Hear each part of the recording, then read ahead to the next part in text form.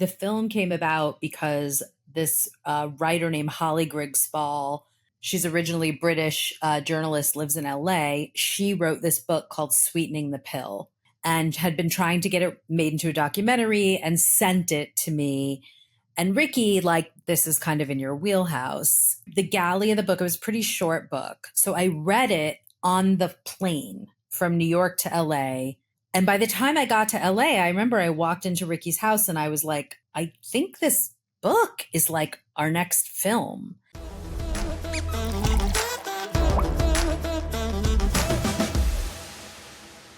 So I've definitely been in my feels lately, and it makes me really happy that I have a therapist that I know and love and trust, because I just can't imagine going through life without a therapist at this point. You actually had me laughing so hard, Casey. I was listening to one of our episodes and you reference your therapy. Therapy, it's the plural of therapist. I made it up and it sticks. So I have 3 currently. Yeah, I mean, there's no shame in our game. We think that therapy and mental health services are so important. So grateful that BetterHelp is a sponsor of the show. We want to make sure that you and our audience has access to it as well. All you have to do is go to betterhelp.com/motherup and you can get access to licensed therapists who are trained to listen and give you that helpful, unbiased advice. I mean, I know that you have us, but unfortunately we can't directly talk to you through the podcast, but you go to their site, you answer a few questions, and they match you to somebody who has years of experience, who is helping people just like you in a way that fits you. So whether it's somebody that is faith-based or if you prefer a certain gender, I mean, they really get specific in how they can select a therapist for you. You do it all from your phone or computer, video calls, phone calls, messaging, and however you feel demand. the most comfortable. You'll be matched with somebody usually within 48 hours, so you can get started fast for those issues that really just can't wait.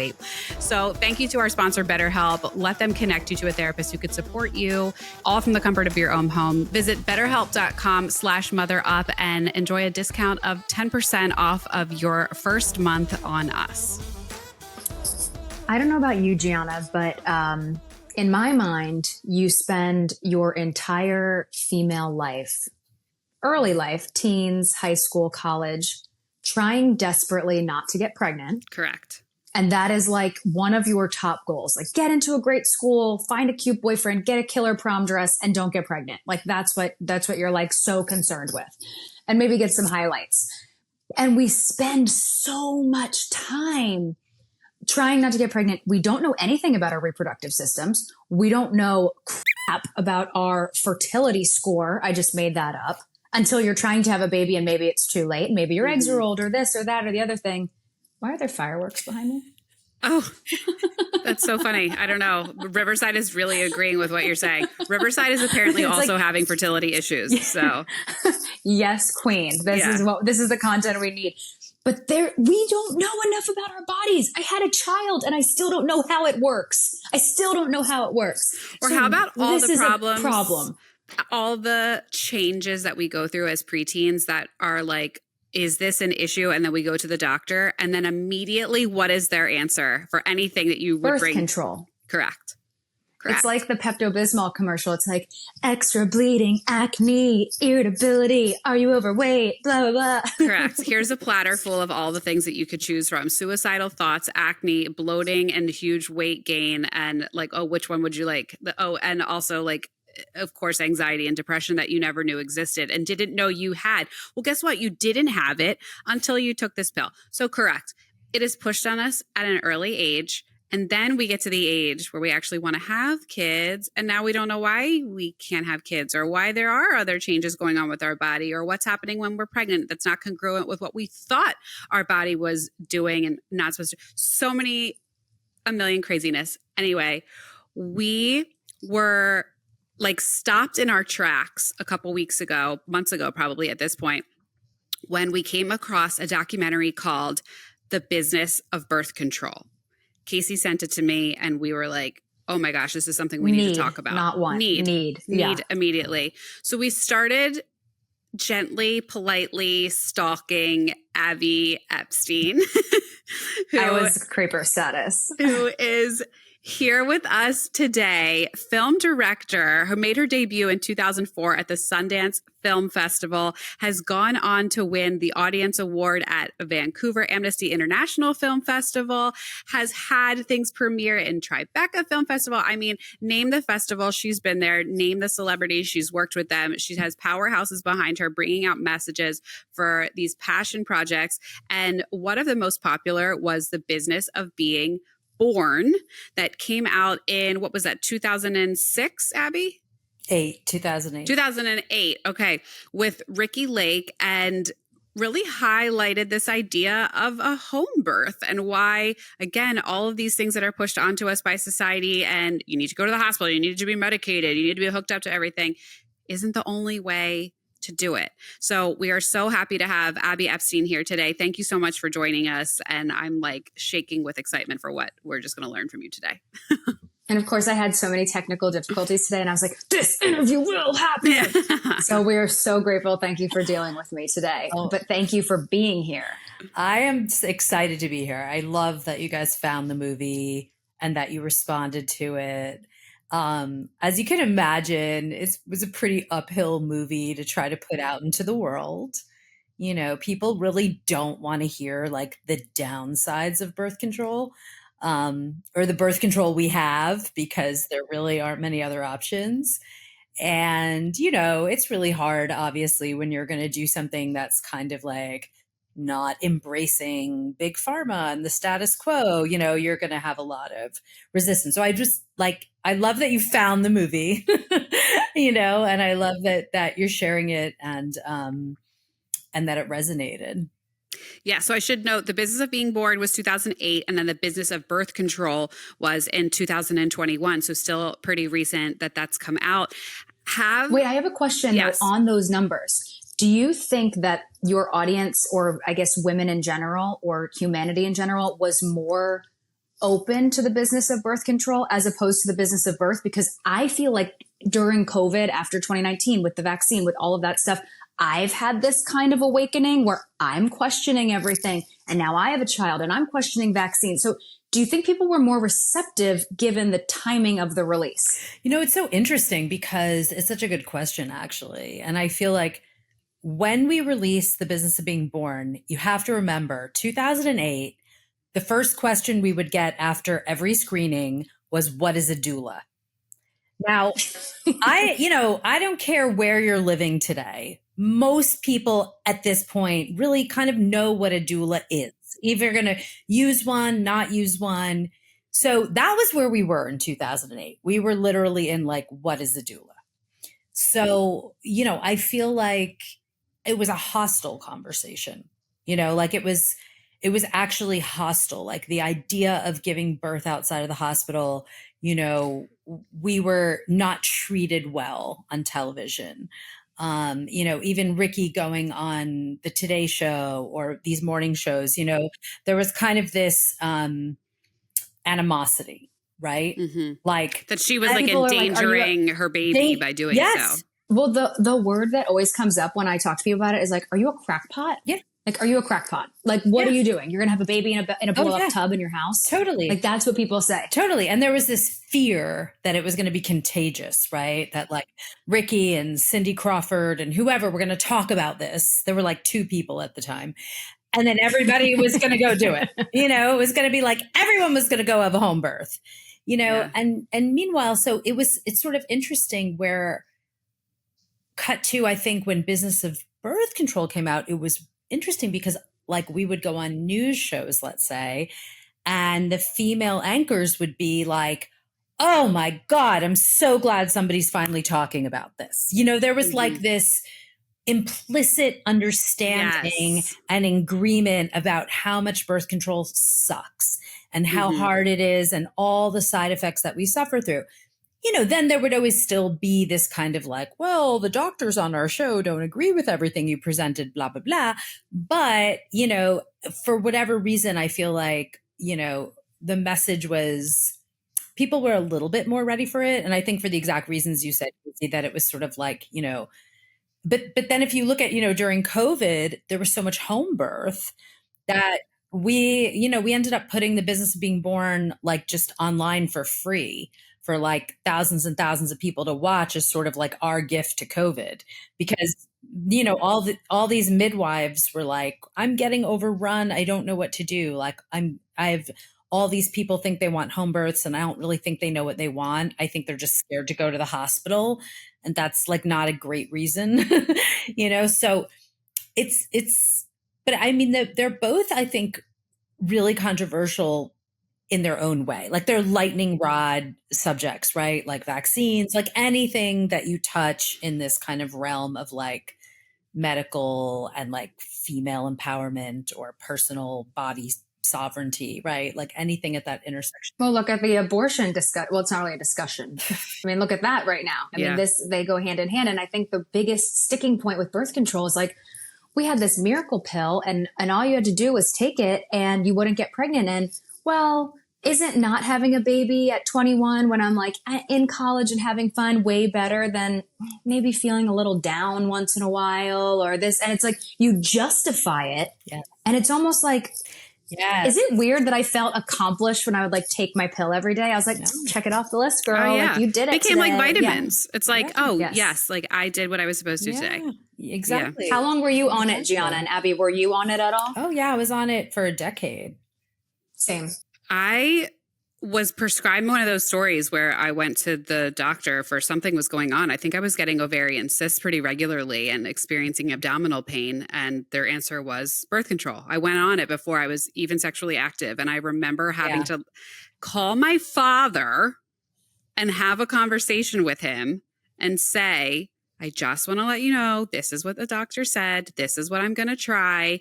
I understand it's not my free pass to just go out and run wild now. And I am going to be responsible and blah, blah, blah. And I just remember there being silence on the other end of the phone. And I think I was just like, well, because he had the insurance, so he would love see you. it. Bye. And having to be that uncomfortable conversation. But yeah. And then from there, I was on it up until I had my baby. So, I mean, almost 2 decades. That's super common. I would say like most like teenage girls are getting put on the pill for cycle issues, not necessarily for contraception. So it's sort of like a gateway and then you're on, right? So it could be acne, cycle issues. There's like a million reasons they'll find. I know moms though that are like, I don't want to talk to my daughter about it. I don't want to know. So I'm just putting her on it at 13 and not even, and I'm like, that's reckless. Yeah. I mean, I understand you want her to not have a child, but like you chose to have that child. So I think you need to open your mouth, girlfriend. Like that's listen, that's a big I didn't even think of that. I'm going to have that conversation one day. Oh God.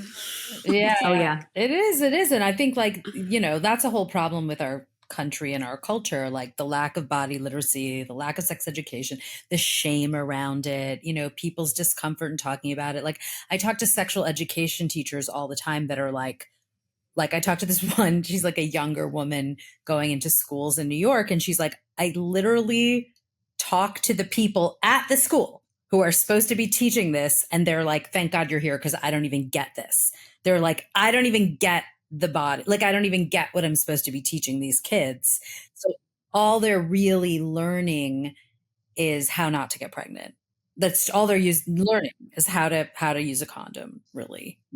They're not learning anything. But then you can have fibroids and cysts and infertility and all these other things that you're not finding out about until you're 31, 32, 33 and trying to have a baby. Oh, completely. And I think, the thing that's so tricky about teenagers is that, there aren't a lot of good options, right? And I think what they're finding out now is that, definitely, the research isn't really there, right? Because how would you ever do this research? But what they're, like the research that we quote in the film that's coming out of Denmark, where they can kind of do more of this research, is that, there's a much higher risk of depression in adolescents who start the pill between 12 and 18. So I would say when you are in that kind of window of that 13 to 18, right? Your brain and your ovaries are trying to learn how to talk to each other. Your body is trying to establish a cycle. And of course you're going to be irregular. Of course you are. That's not a reason to be medicated. because your But then women don't get their period on the pill. exactly. But go ahead. So you're saying your body's learning itself. Your You're body's growing. like exactly learning itself. And, there's really thought that shutting down your endocrine system during that period, which is, what the pill does essentially, like you were saying, because you don't have a period. It's a withdrawal bleed from the drugs and the pill that's designed to happen on the same cycle as your period, but it's not a period. And it's like incredible. That's interesting. I didn't know that. Yeah, I no still thought it was a period. No one knows it. Right? Did you? Absolutely. I thought it was a period my whole 20s. I was like, oh, it's just have a light little period. It is literally not a period. It is called, the technical term is a withdrawal bleed. That's why, honestly, it wouldn't matter if you just took all your pills back to back to back to back, because it doesn't matter. It's not a real period. It's no, but we would start a new pack. I vividly remember, like, we were going on spring break. Yep. All of us girls, because we were all synced up, we're like, I'm not taking those sugar pills. I'm going to start a new pack to skip my period. Yeah, because you didn't even want a little drop. You couldn't wear a tampon on the beach. Yeah. Couldn't possibly. Totally. You had a new white bikini you were going to wear. Of course not. Yeah. And so, I mean, there's a couple thoughts to why they did that. There's some rumor about the church only sort of accepting the pill if there was this fake period. But I think more of the research points to the fact that when they first were doing trials of the pill, well, that's when the church really mattered. Like science and the church still talk to each other. Exactly. Yeah. But I also think when they first started the pill, women were they really thought they were pregnant if they had like absolutely no bleeding. So it was like you're okay, girl. Exactly. Yeah. Exactly. And so it was sort of like a trick, and I think that, in many ways it's like, how do we still, right, like not know these things? Or how do people, still, let's say, go to the doctor with period problems and get put on the pill and think that they're solving their period problems, like suddenly think that their period is fixed when they're actually not getting a period. It's not explained to them. And then of course you're masking, right? Like you're band-aiding whatever hormonal imbalance is going on in your body. So suddenly, I don't know, you're like 28, you're like, oh, well, now I might want to have a baby, right? But your body from 15 has never... The oven has rust on it and it doesn't work anymore. Well, it's like getting on a bicycle for the first time. Like your body has never practiced this cycle. Had the opportunity to flex those muscles. But that's the other misconception is, oh, your period tricks your body into thinking you're pregnant. That was in there. And then the other thing you said in that documentary was heavy periods early in life have connection to fibroids later, which my mom had huge fibroids. I didn't get to talk to her about this yet. And she had to have a hysterectomy. Like my sister is a miracle baby. There was like a grapefruit fibroid in there with my sister. So it's like the other thing is heart disease and diabetes, which is really interesting that is connected to the birth control pill. Yeah, well, it's connected really to also like PCOS, right? Which is so common. I've never heard of this before. Yeah. Gianna, have you? And now all of a sudden I have like so many friends who have this. Heard of what? PCOS? Never. Oh, yeah. Yeah. But when did you start hearing about that? I mean, pre-babies, I knew it was a thing. Yeah. I mean, when do you get diagnosed with it though? Like, can you get diagnosed at 10 or 12 or whenever your period? You can get diagnosed absolutely, like from the beginning, but it's hard. It's like, it's sort of like endometriosis, right? Is having a moment right now. Like one in 10 women have endometriosis. Meanwhile, I think they say for diabetes, they compare like the funding, like 1 in 10 people have diabetes as well, right? And you look at the billions and billions of dollars going into diabetes and like zero into endometriosis. So endometriosis. And then all the skinny girls are taking Ozempic too. So there's even more going into diabetes. Exactly. Everyone's taking Ozempic. It's so true. And I think like that's also, kind of, so endometriosis is something, right? We never heard about. Like people just thought, oh, this is like normal that I should be in bed in pain during my period. And right. And so that's kind of having its moment too. But it's like, I think a lot of it is just this, like you were talking about it, maybe John, even before we started recording, but, this kind of like reflex idea of like, you get on the birth control. And then even when you have your kids, it's like, think about all the women that have these like very difficult pregnancies, births, whatever they go through.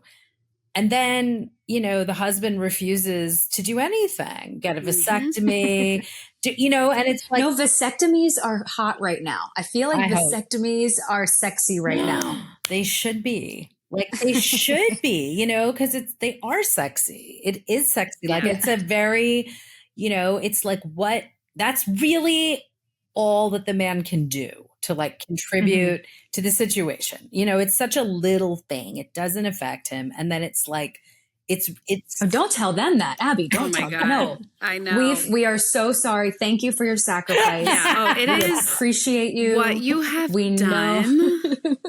Abby, I know. It's funny. Like Ricky and I have a friend. He's a fabulous OBGYN, Dr. Nathan Riley.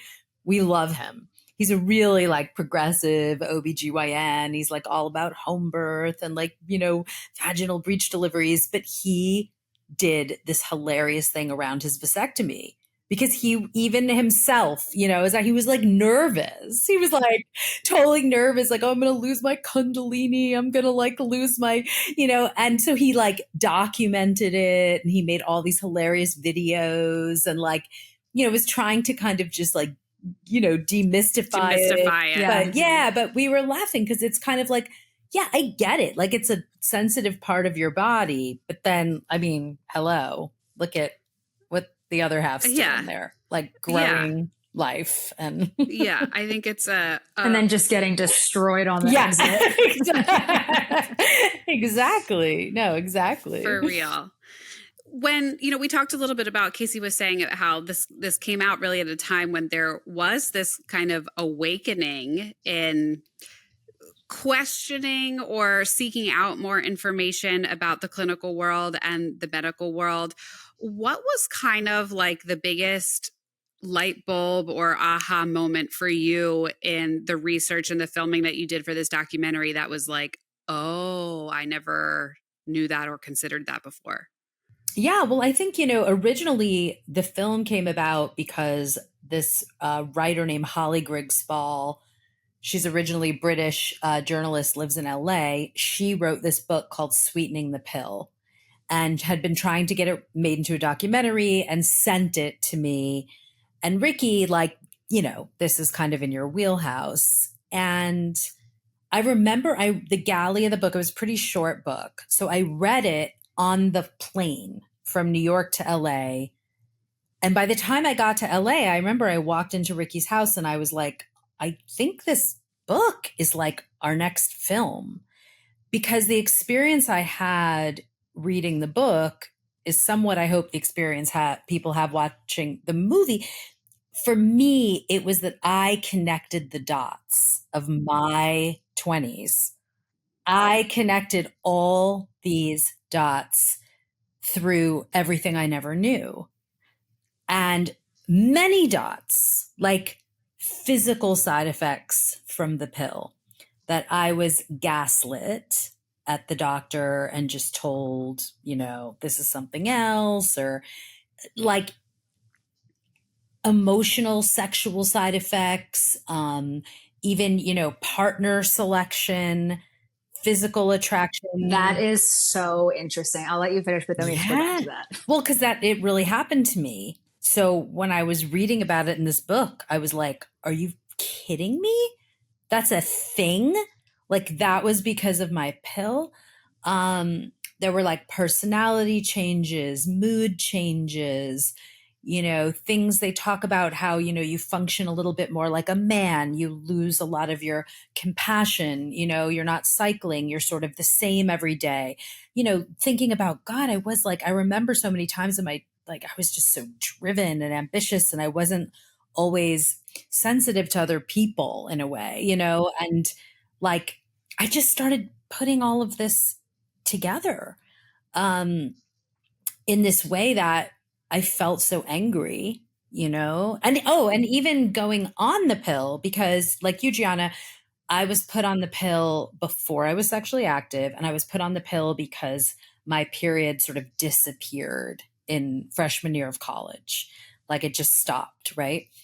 Now, from what I know now, think about that. So my period stopped. So right now you would And be I- like, Right. let's find out why. Right. But then I went on a pill that stops your period. Like Right. Right. it makes absolutely no sense. So the fact that like I put my body through what I put my body through, like when they put me on that pill freshman year of college, and Natalie Portman has also written about the same thing happened to her freshman year at Yale. I would wake up in the morning, get on my bicycle, ride to class, and start crying and like missing my mother. And like, I didn't know what was happening to me. I thought I was having like an emotional breakdown, so it makes me so angry to think like my female gynecologist never warned me of any of Do they get a kickback? Do gynecologists get a kickback for prescribing the pill? No, mm-mm. No. Not that I've ever uncovered. I mean, you know how the drug reps, work. What they Right. do, what they do get is, I was on Yaz as soon as it came out. I was Absolutely. clicking my heels together because Yeah. I could get it. I was like, yeah, Yeah. I'm on Yaz I was, now. It's so funny that you said that, because the first time I like remembered that was a thing was watching the documentary. And then I was like, oh my God, remember that became like a designer bag. Yeah. Literally like It being literally on was. Yaz. And then Yasmin came out. Well, and no, it was it like was- less. It was Yasmin first, and then Yaz was the lesser one. Okay. Yeah. Okay. Mhm. Yeah. Yeah. Yeah. Yes. So they're definitely, yes, always pushing like the newer product for sure, like the blockbuster product. But, I think ultimately it's because they're mostly educated by the manufacturers of the drug. It's not like they're learning about this in medical school. They're learning about this from the drug makers, right? So they only have the information they have. But it's to me it was just the whole experience of making the film was absolutely mind-blowing. And also I felt like the defensiveness, right? Like, so, in the film, we're dealing with these families that lost their daughters Yeah. from the NuvaRing and certain birth control pills. And this is a thing, this is a thing. Like NuvaRing has settled billions of dollars of lawsuits. So has Yaz, but like the fact that girls were dying and it Yeah. felt like no one cared. And I just kept thinking, what Or if that there was was just a the drug? cost. That was just That the was cost of it. Exactly. That was the collateral damage. And I kept thinking in the beginning of making the movie, like, what if 20-year-old men were just dropping dead from some, pill that they were giving to healthy boys? Well, now they are I from know. a vaccine, but I'm not going there. I'm not going there. I'm not going there. Right. I'm not doing it. Exactly. We're here to talk about something else. But it is all the same. But people are talking But about it it. is- I mean, now people. It is all the same thing. And, the funny thing is, like, just to tie them together for a second, I don't know if you guys remember this, but originally during COVID, when the Johnson & Johnson vaccine came out, and there was this blowback about the risks, right, of this kind of very rare blood clot to the brain. And they came out and tried to defend it by saying, oh, but these risks are much lower than the risk of having a blood clot on the birth control pill. And women went bananas because they were like, what? That's your defense? So the pill that we take every day is more dangerous than the Johnson & Johnson vaccine. And that should comfort us. Right. I mean, And they don't give it anymore. They don't even offer it anymore. So it's like, what about birth control? So like, Yeah. that's the thing. Yep. Right. that Why was are the is it- standards? Why are the standards for one completely different for the other? But And is it because we are just creatures of habit and because it works to an extent and we just don't want a baby right now and it's what we know and this is what we do? Like how much of that do you get? But I totally get your point, Case, of like putting the blame on us, and I do think that some Yeah. of that is there. Yes, we want to live our life and we No, want to make I'm the not putting decisions the blame we want. on us. No, I'm no, saying no. why do we perpetuate it? Yeah, but I think, but also like, why are the standards different, and why is the medical community allowing that or saying that that's okay or not putting the millions of dollars that's invested into diabetes and Ozempic and all this other BS into something that is touching every single woman. I mean, you know, before we started recording, Abby and I were talking about how I have hyperemesis, which affects my pregnancies to a detrimental point. And Amy Schumer made it popular and brought it up in her stand-up. And she said, when they diagnosed me with hyperemesis, I said, thank God, great. What is the treatment? And the doctor said, nothing. We don't know. And she said, so you're going to tell me that there's 17 different pills that a man can take to get an erection because that's totally needed in the world. He feels like it. Because he wants to enjoy himself. But I'm trying to bring a life into this world and you don't know how to make me feel better? Like, the discrepancy between like what's allowed to happen to women and what's just tolerated. That is the state of women's health. And I also think that one thing that I learned making the movie, which was very interesting, is that a lot of what happens here in this country, including girls having strokes, blood clots, and dying, is justified, right? Because of the fear of this, oh my God, unwanted pregnancy, right? Because this is a death sentence. And I remember the first time I called a doctor when I was making the film, and I was like really innocent. Like I just started making the film and I called her and I was like, but I don't understand. You know, I'm talking to this family and this girl, she was totally healthy. And literally the doctor said to me, have you ever seen someone die in childbirth? So she was like pushing back on me, basically saying that the opposite of being on these drugs is being pregnant. There's no middle. That's basically what you're saying. If you're not on these drugs, you're pregnant, which is so not true. There are so many ways to do family planning or prevent pregnancy, hello, condoms, without being on these drugs. And second of all, what I learned like filming in Denmark is that, you know, the doctors there were telling me like, here, we don't have this stigma around abortion. So if you have an accidental pregnancy, you just terminate it and it's covered by insurance. Well, that's probably the other drug company tactic is like, well, you need us because you can't get abortions now. Oh, well, that was the worst. Like, because we literally, the movie released and like a month later, Roe was overturned.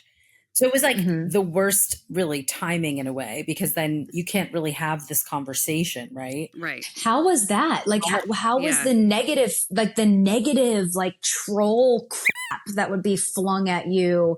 Oh, this movie came out. Oh, you're an idiot, Abby. And you're like, bruh. Right. Well, the troll crap was funny because they were just like, oh, well, you know, you're feeding into the right-wing narrative and you're, you know, bolstering them. And it's kind of like, okay, so you're saying that you what? Yeah, you're like, so you're saying that if we're, you know, pro women and we're liberals, right? We can't have a liberal critique of the pill, right? It has to be the holy grail. Only conservatives can critique the pill. No, why? Like, why would you just then let one side of the political spectrum control the conversation? You know, like we can hold both things at once. Like we can say we want birth control to be absolutely easy to access and available and over the counter and all of these things. Like we want women to have all these options and we want better, safer, cleaner, more holistic options. We want options for men. We want both, you know, like we haven't solved this. And I think that was so sort of threatening. So I would have like interviews with like very liberal media and they kept trying to convince me, oh, but you see how this movie is feeding into, you know, these like pro-life. No, you're like, birth control is great. Birth control is great. We'll take the pill every day. Just don't make it make us dead. Right. And also tell us what it's going to do. Give us informed consent. That's all we're asking. And if something like I don't know. And I'm not putting blame on OBs. I'm not putting blame on gynecologists. I'm not putting blame on them, but like maybe there needs to be a deeper training or a deeper conversation or something. Yeah. It's very hard. That goes back to something that Casey and I have touched on this podcast before. It's like, becoming a mother, becoming an adult. It's like all these veils get taken off your face and you start to look at the world differently. And when we grew up, we were just of the thought that doctors had your best interest at heart. And doctors knew what was the right thing for you and for your body. Yeah. And we're finding out that that's not the case, that there's a lot of it that like you have to do your own research and you have to look behind the scenes of things. And that's why like the work that you and your team, Abby, have done are so important to bring this stuff out into the public's eyes, to be able to really open them to see. But when you do, and I'm sure, Abby, it's like, well, where did you go to med school? Right. What are you, Dr. Google? And it's like, yeah, I am. And right. And also, I mean, I love, some things in business of birth control, they would come at us to say, like, for instance, the whole piece about the pheromones and the attraction. Oh, I love that. Oh, I want to get into that. I think it is so. I know. I feel like Casey's been itching this entire time to get after this. So many women have experienced this, and yet they'll challenge and say, well, this is junk science. Where's the, double-blind, placebo-controlled study? And it's like, okay, so there's no research, but then when we use anecdotal research, that's not research because women telling their experience isn't real. So that's anecdata. So that's junk. It's true. It's like it's infuriating. Like I got into a thing with a reporter once where she was challenging me on this exact issue. And I was like, but there are studies. Look at this book. Look at that book. There are studies on this. And she was like, well, I looked at it. And one of those studies had like 12 people or blah, blah, blah. And she got me so frustrated that finally I was like, it happened to me. You're like, hey, girl, listen, are you unhappy in your marriage because you went off birth control? It's okay. I know. I know. Because it's like, I get it. Like if some of the things we're saying are true, it's very threatening, right? It's very scary if we're saying that, there's this real link between depression and, hormonal birth control and and some of the research coming out of Denmark was even darker. We didn't even get into that in the film. Suicide, higher suicide rates and higher rates of depression even for people who just took birth control in their teens.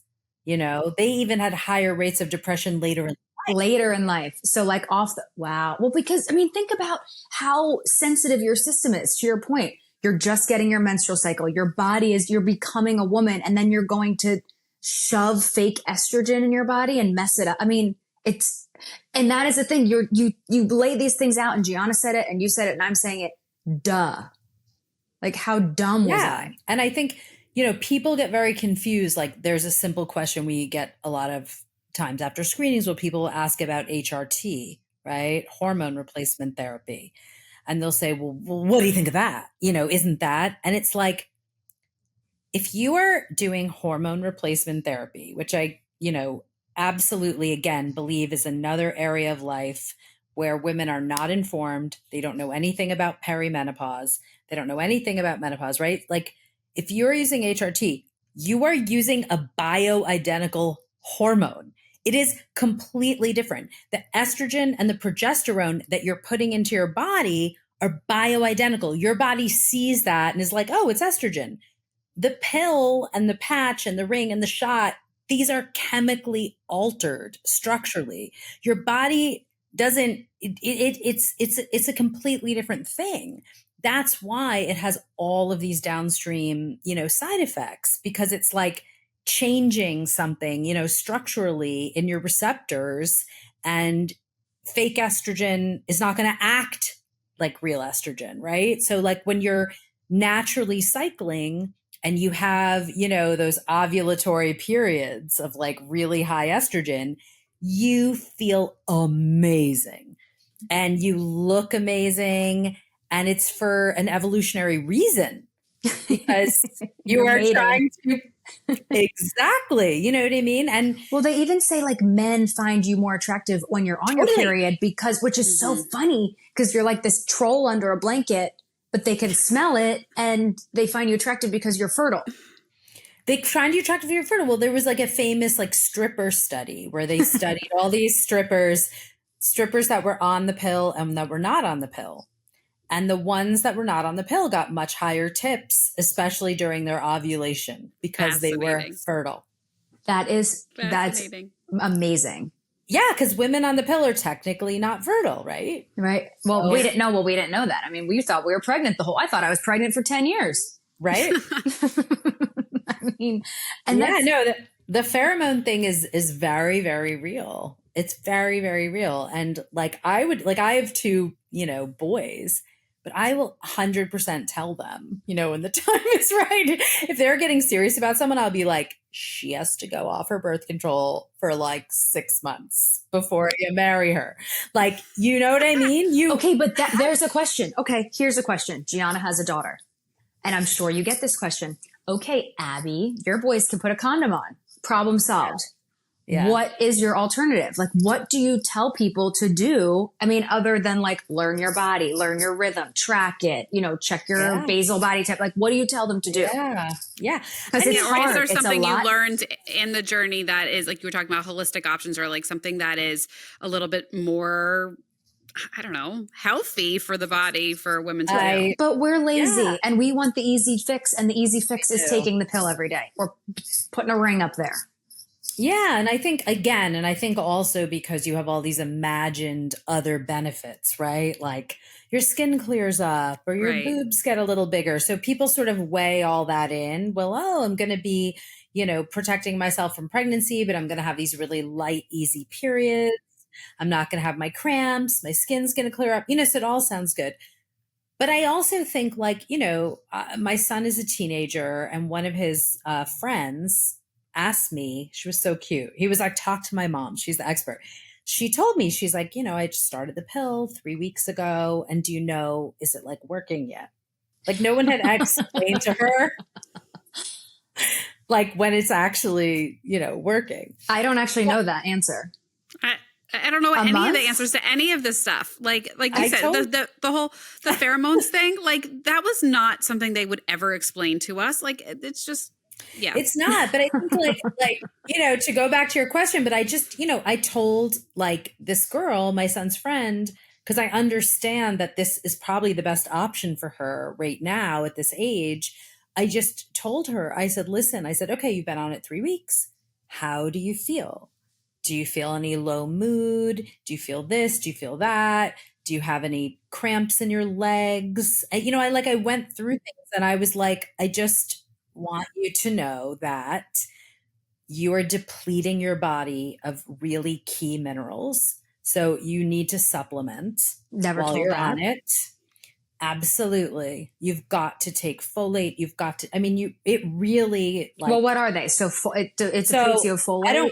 It depletes you. Like, I don't want to do it out of my head because I'll say the wrong things, but there's incredible information on this. But that's something you didn't know. Like, I don't think you didn't get it from Western medicine. Like Western medicine won't tell you this. You'll get this from women's hormone doctors, naturopaths, nutritionists. But people are moving that way. Holistic. Yeah. People are 100% moving that way. So, I said to her, you're going to need to supplement. And like in a couple months, if you do not feel good, if you feel like you gain weight, if you feel like you have headaches, if you feel like this, I said, change the brand, immediately change the brand. So, I agree with you. Like not every like teenager or young adult is going to be able to like track their cycle on an app and then, make sure they're using a condom on their fertile days. I think that can really work for a monogamous, committed relationship, even, for young people.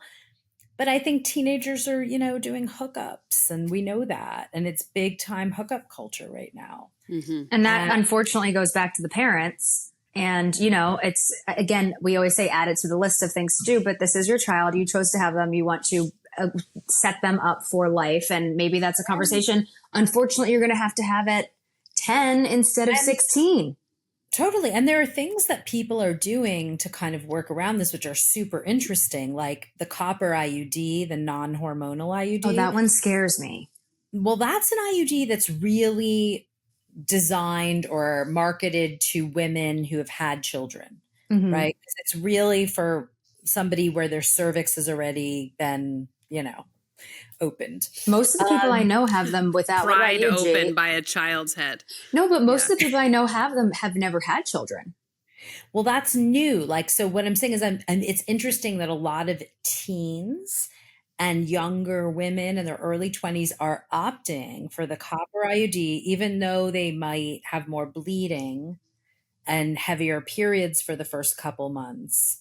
It's interesting. Like, they're willing to use this to Because get it's around easier. the Because you don't have to Yeah. hormonal. remember.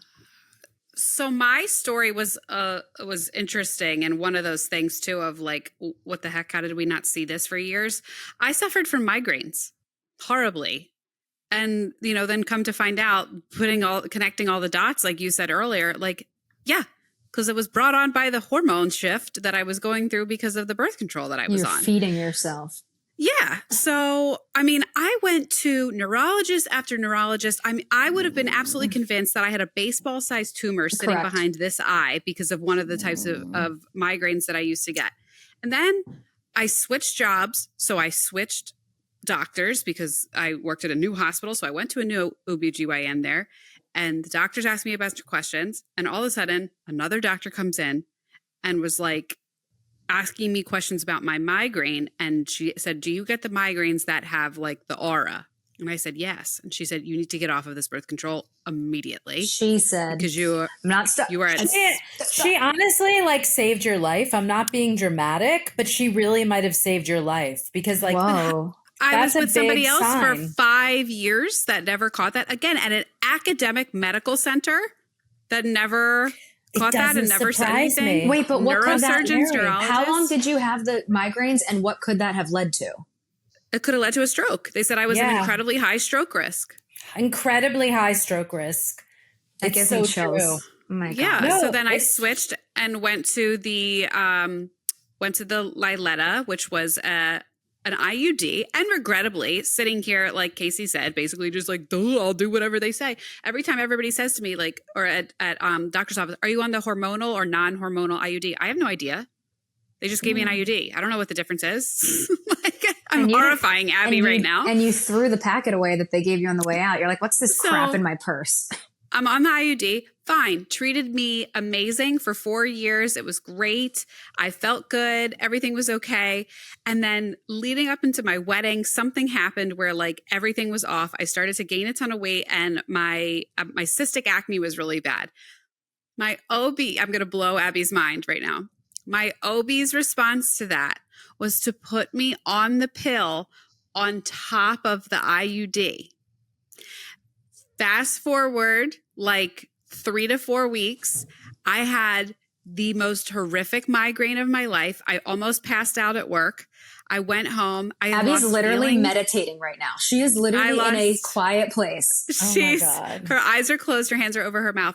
I lost feeling in one of my arms. Luckily, I had a relationship with one of the neurosurgeons that I worked with at the hospital. I called him. He said, you need to just come in right now. And basically a month before my wedding, they were scanning me for having an aneurysm and thought they were going to have to go in and do brain surgery because of my symptoms. Obviously ended up being fine. They took me off of the pill and all of that. But like, that's the kind of thing where I never look knew back this. now of like, why did anybody recommend that? Why was that thought of as okay? And just like, I accept the blame here and that I didn't ask questions. No, don't accept the blame. because This isn't your problem. like- Somebody who is a doctor should have said, maybe let's stop everything and just let's figure it out. It is like as like horrified as I am by your story, Gianna, I'm also not surprised because I feel Right. like I've heard your story 1,000 times. Right. And every time I hear it, I'm like, how is it possible? Even like, my mother is a PhD as a clinical psychologist. And like, she saw the film and was like, you have to get this to psychologists because psychologists don't even understand how to screen Right. their Wow. clients for, Right. depression that they might have a new IUD. but exactly, like we bring this up in the movie too, like the migraine with aura and stroke risk connection is real. It is clinical. And you just think, is everybody running into a Planned Parenthood, right? And grabbing their pills, and there's no list of like warning symptoms. There's no, I mean, it's so atrocious, the state of women's health, and the state that like nobody could put your symptoms together.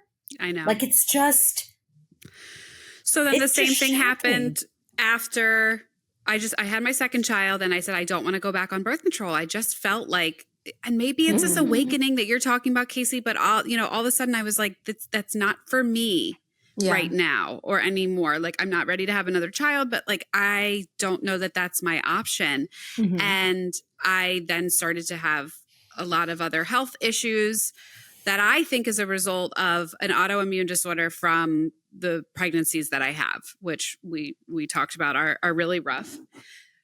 Went through a list of doctors to try to get it figured out, went back to the OB, who I do really love and trust. And her response was, well, maybe you just need to get regulated again. And maybe you need to go back on the pill. And I said, well, I can't go on the pill because of what, I have she's like, oh, right. Well, we could always try the IUD. And that's I'm it. Like, that's the only thing in their toolkit. It's literally the only thing in their toolkit. It's like, and that is the same thing. The pill, the IUD, the patch, the shot, the ring, they're the same thing. They are the exact same thing, just different formulations of different chemicals. And this is the only thing in their toolkit. And the reason it's the only thing in their toolkit is because there's no training to look at underlying hormonal imbalances.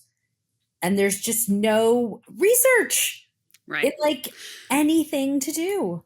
So what's the alternative then? Like, how prevalent is hormonal imbalance, either pre or post pregnancy women? And like, what's, aside from doing the HRT, like what else would you recommend women do that aren't necessarily using birth control for the quote birth control part of it, but just to like regulate themselves? Oh, I mean, I think like what I've learned in making this film is there's this entire world of experts out there. Most of them are in the movie, but some of them are like Elisa Vitti, Nicole Jardim, Dr. Jolene Brighton, Dr. Lara Brighton. These are like, they understand how to intervene with like cycle problems, hormonal imbalances in ways that use like things that we've all heard of, right? Supplements, acupuncture, dietary changes. It's, these things actually do work. They really actually do work. But regular general practitioners don't do hormonal panels. They just don't do them. And that's why like Gianna with her issues, or even with her daughter, like she's been having issues, it's going that alternate route. And your movie is an hour and a half. It is not listen, Abby went and made the movie from the book. You don't have to read the book. You just have to watch the movie for an hour and a half. Go and follow all these women and study. That's the problem, is you have to do the research yourself. You have to educate yourself. You have to be your own advocate. And if you go down these rabbit holes, you will be better equipped and you'll ask the right questions and you will find the person to help you. But it's a lot of work, unfortunately. 100%. And I think like it can, sometimes feel like a lot of work, but then I feel like I've been surprised in some ways at like how good, some of their suggestions are. Like I've talked to some of them where I'm like, oh, I'm having like really sore boobs during my ovulatory cycle. I don't know what's going on. And they'll just be like, oh, take this. And it just goes away within like one cycle, and they give me like a broccoli extract and they're just like, no, and they're like, this is what's happening. Like you're not excreting your estrogen. You're not getting rid of your old estrogen. It's like building up. And that's why it's just almost like they speak a different language because the language that you're going to get, because natural remedies are coined as hokey. And Western medicine has said that you're absolutely witch. And yes. And I think that's the sad part is that, we say this over and over again, like we have to integrate, both sides, because of course you need both, right? But yeah, I totally agree with you, Casey. It's just like you have to advocate, but like the information is out there. And, it also, I think, doesn't have to be totally unaffordable. Like maybe not everyone can afford like one-on-one, appointments with the naturopath but, you can read their book. You can listen to their podcast. Right. You can see like who else has kind of similar issues to you. Right. Like there's a lot of free information out there. A lot of the experts that you just listed, I've gone to a couple of their Instagram pages, and they have some really good information. Really, so, like you said, really free. good. Yeah. Yeah, it's really good. And I think, I mean, look, and some things are always going to be hard. A 14-year-old or a 15-year-old with horrendous periods, you're probably going to have a lot of trouble like changing her diet or something. Like there are ages where it's just going to be trickier than others, and there might be a case to say, let's just put her on the pill for a couple years so she can play on the soccer team and be out of her misery. Like you have to weigh the pros and cons with like, are you participating fully in your life, right? But at least if you're taking something to temporarily band-aid symptoms, that, you're supplementing with something else. You're monitoring it. You're doing hormone panels for her every 3 months. And that's another thing. And I don't know if this is a question, but I've talked about it before. Why is there not, like there's standardized testing in school? Why is there not a standardized test that you can buy? It can be an add-on a la carte when you have it, like when Sienna's 16. Do you want to have her eggs checked? Do you want us to do, like follicle count? Do you want us to do fertility tests? Like, do you want us to do that? Because if that's my daughter, I'm having a little girl in October and they do that at 16 and they're like, oh my God, her eggs are the age of a 35-year-old. I'm harvesting those puppies and I'm freezing them for her. If, and not everyone can do that, but maybe there are things you can do to have foresight instead of hindsight being 2020. So here's what I think about that is you can look at that. There are kind of similar tests when you look at like the BRCA gene, right? Like there are tests that people are doing for certain things. And then while yes, that can save millions of women's lives and women's are going in and they're voluntarily having hysterectomies and mastectomies, which are without a doubt changing the absolute biology and chemistry of their body and bringing on a whole other set of problems to try to reduce a large problem. But then the argument is, but was it ever really going to come to fruition?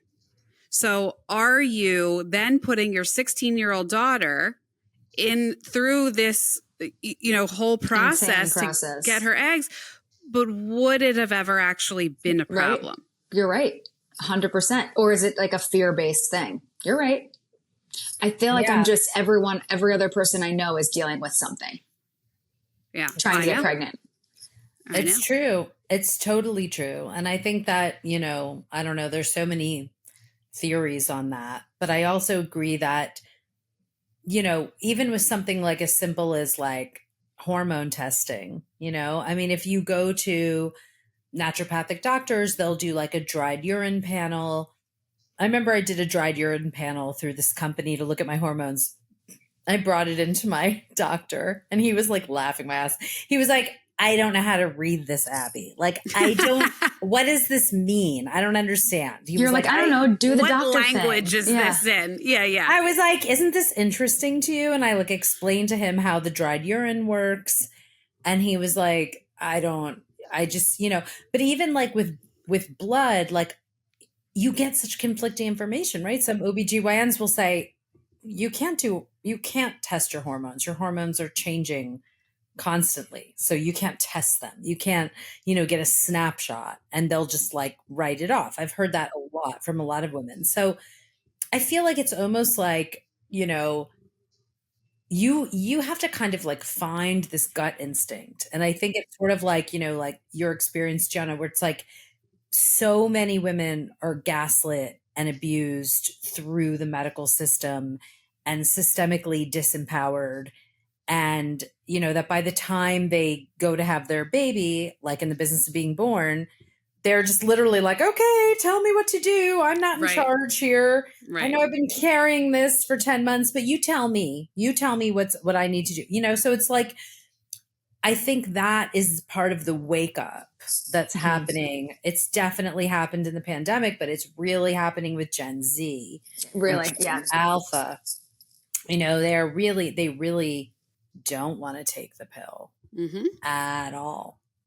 And they see it as an issue of equity, gender equity. Yes. They see it as an issue of, business being controlled by pharmaceutical companies, all sorts of different things. And so it's just, it's a crazy time, right? Because you have this waking up happening, but at the same time, right, you have this shutting down from like the government and the larger systems of power, right? They're like just like crazy things that we thought could never happen, like overturning Roe, right? And it's like, so how is that happening in the same moment that we're having this collective waking up? And I find it to be like, I see it sort of going on with like younger feminists. I don't even know if we use that word anymore because that word has honestly been sort of so like soiled, Yeah. 'cause it's like, well, like feminists were weaponized. people who wanted what men want and we don't want what men want kind of anymore. But And can I be a feminist and still bake sourdough and have chickens? Like, I don't know. Exactly. It's just so like, hard now. can I be the trad wife? And like, but I love that. Like, I love in some ways, I just feel like, I love like to see this idea, like even with Business of Being Born, right? Like that it was sort of seen as this like, oh, that's so granola, or who the hell would have their baby in their bathtub, right? To now it's like Yes. really become this like choice. Yes. Oh yeah. Like the woman's conscious, like making like growling noises and the husband's just like sitting there in the corner like this. And she's like, like, whoa. Yeah. And it's like this, but it's really this conscious choice of like, and, and it's evolved like so much. So I That's love such the a good fact. point. It'll be interesting to see then in a couple years if it's the same thing with birth control. But I wish I could do that. But I just kept clicking my epidural button all night long. So I don't know that I could do the baby in the bathtub because I really liked my epidural. But it doesn't matter. That was empowering for you. And that's all that matters. You felt like you were in control of your birth and you were having it the way you wanted to have it. Yeah. Do you know what I mean? And I think the epidural can be super empowering. Yeah, that's true. Super empowering, because that's really what it is at the end of the day. It's like your entrance into becoming a mom, Right. And you have like to you said, make those decisions. The choice, it's not the choice. Knowing, going to a restaurant and ordering the fries because you actually didn't know that the truffle or like cheesy fries were available. Right. It's like having the choice is really the biggest thing. Yeah. I feel differently about it. And taking the stigma away. Like Susie is just like some witchy voodoo lady who's like humming and squeezing her baby out in her tub. Yeah. And I think like but at the end of the day, I think, we're not really ever going to like escape our biology. And, I think we can have all the rights and equality in the world. But at the end of the day, there's a boob and a baby. And, it's like somebody's got to make that work. And, it doesn't work when you don't have paid maternal leave, when you don't have family leave, when you don't have, so at the end of the day, I have hope in the sense that I feel like this sort of return to like people wanting to like cherish their cycle and know all their primal. It's very primal. Be like pro period. I feel like that will also wake people up to what birth control does. Yeah. Yeah. Oh, you just made me think that like maybe that's the reason I felt that way about it after feeling so connected to my body in pregnancy and childbirth that I was like, this birth control thing just isn't for me right now. Like, I'm just going to shut it down. I look Yeah. at this very differently. Let me Yeah. connect to my cycle. Let me get into it. Interesting. Yes. Interesting. We're coming down to the end here. I want to ask you something. In our intake form, we always ask for our guest's favorite piece of motherhood advice. And you had the shortest answer of all, but what I feel like might be the most profound, and I want you to elaborate on it. You said benign neglect. What is that? Someone gave me that advice once, that was like the key to parenting was benign neglect. And I took it. I don't know if I took it the way she meant it, but I got it, right? In the sense that, like, you know how we always joke about how, like, our parents would never have done what we do for our kids? Yes. Like, you know, there was just this sense that you were, like, left to the wolves, like, okay, get on your Latchkey bicycle. kids. Yeah. Yeah. Dinner's when the sun comes down, you know, like, it was just sort of like, you know, but our parents kind of like lived their lives. They had their parties, they did their things. They went out. The weekend did not revolve around Soccer our birthday games. parties and our, you know, I mean, to an extent. But so, yeah, I guess benign neglect to me is like finding this balance, right? Where it's like you still have to feed yourself. You still have to like fill your cup, and your kids have to see that although they're up there in your priorities, they don't consume, control, and run, you know, your life. That sometimes it's actually really, really good for them to just be a little neglected, you know, in the sense of like, they've got to figure it out. Give us an example. Oh my God, there's so many. Like, when did it pop in your head? You're like, benign neglect, benign neglect. It was told to me like very young. I think when my kids were like very, very young, because it was like, I was sort of terrified by a lot of the other parenting I would see. Do you know what I mean? Because I was just like, if I'm like in a park pushing a kid on a swing, like I'm going to be on my phone because I have shit to do. And like, I can engage in this for like half an hour, but not for like 4 hours. Like, do you know what I mean? This is mind numbing, tedious work. It is, you know what I mean? Like the mothering part of motherhood, there is a whole tedium of that. That is. But you taking your phone and going over to sit on a bench is not neglect. It's actually, like you said, the benign neglect. You're probably you're allowing your child. And No, it's she's allowing her child to go out and make connections with other kids, or to learn how to climb the ladder by themselves without having you right there to hold their hand, and like allowing them to spread their wings a little bit further than they would have if, you know, this day of like hovering and helicopter parenting thinks that they should. Exactly. 100%. And I feel it's that kind of like, it's not good for the child either to be have coddled. this kind of, no, and to feel like, you know, all their dreams and hopes and vicarious, you know, experiences are being experienced through. Well, that's what a lot of kids are driven by. Oh my, like, this is what's going to make my parents happy. Or my parents sacrificed everything. They gave up their whole life so that I could have this. So I owe them. And that's not what you're doing. No, absolutely. So I just think, you know, and I like the term because it's not harmful neglect. It's not really not neglecting. Like anyone who knows me would know that like my kids always come first, right? But then I am going to do things like whatever. On Tuesday, there was a 6 a.m. rave around the corner from my house, you know, like a little Daybreakers dance party. So it was like 6 a.m. yoga. Fine, invite us to the next one. Wait, what does that mean? I don't organize it. It's another group that does it. So it's like 6 a.m. they do yoga, and then 7 to 9 they have a full rave, like a dance party. Like it's like grown-ups? Oh yeah, and people bring their some people bring their babies. Some people bring their babies. They're wearing I've never heard of this. Dancing. I love it. But I told my kids, I was can't like, stay up till 2 a.m. anymore, so we need to rave you need in the morning. That. Exactly. Yeah. So I told my kids, I was like, hey, when you guys wake up for school, I'll be gone. And, you know, I was like, I'm going to an early yoga. I didn't tell them about the dancing part. I was like, I'm going to an early yoga. But I was just like, you know, They can feed themselves. That's Can I what tell I'm you? talking about. We always fed ourselves. What is this making breakfast? No one ever made breakfast for me in my life. Unless you went Can to a I tell restaurant. you there's another term for what you're talking about. Do you know what it's called? Mm-mm.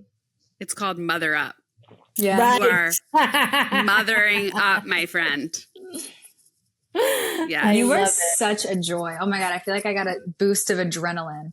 Oh, This was so great. Well, I know. I would love for you guys to, we'll, talk after, but whatever I can do to help all of your community, like see Thank the you. movie or answer questions about the movie or get the movie into their hands. Oh, that would be We're so amazing. happy. It's And such a great tell us- springboard.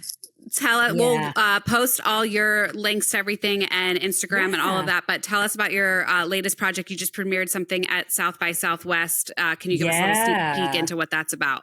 Yeah, so it's a documentary that I executive produced called Role Play.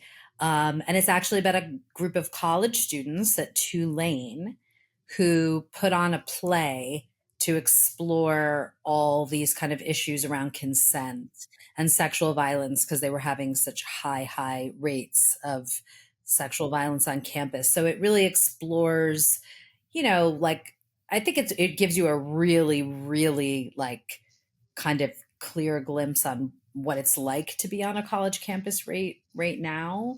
But also, how theater and art can be this tool to help people, work through issues of trauma. And so it's a wonderful film. I don't know where it's going to end up yet, but I'll let you know when it's.